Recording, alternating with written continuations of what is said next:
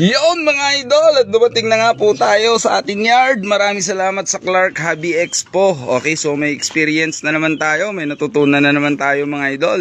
At big congrats mga idol dun sa mga naka-sold out.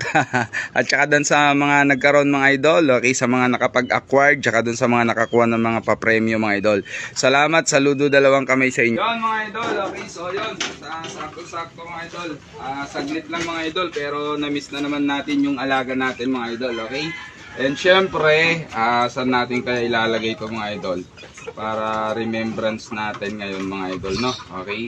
So dito natin ilalagay muna mga idol para doon ko ididikit pala sa brooder natin mga idol.